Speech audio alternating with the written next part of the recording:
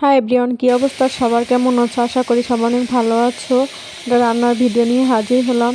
কারণ আমি সর্বপ্রথম কড়াইতে তেল দিয়ে দিলাম, তারপর পেঁয়াজ রসুন বাটা দিয়ে দিচ্ছি, তারপর 1 চামচ হলুদের গুঁড়ো, 1 চামচ মরিচের গুঁড়ো, তারপর ধনিয়ার গুঁড়ো দিলাম 1 চামচ, লবণ দিলাম 1 চামচ।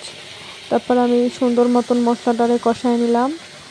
এখানে আবার আমি ডাল রান্না করছি লাউ দিয়ে। তারপর আমি সুন্দর মতন মশলা কষায়া তারপর আমি মাছ দিয়ে দিলাম। মাছটা আমি সুন্দর মতন কষায়া তারপর এখানে আমি শিম দিয়ে দিলাম। আমি শিমটা ভালো করে কষায়া তারপর একটু পানি দিয়ে দিলাম।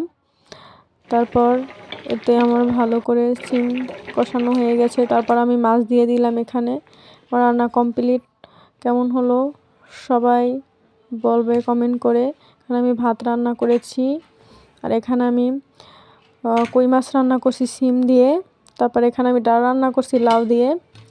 আর এখানে আমার কালকের লাউ দিয়ে চিংড়ি মাছ দিয়ে রান্না করা ছিল। এই আজকের ভিডিও। সবাই ভালো থাকবে, সুস্থ থাকবে। আল্লাহ হাফেজ।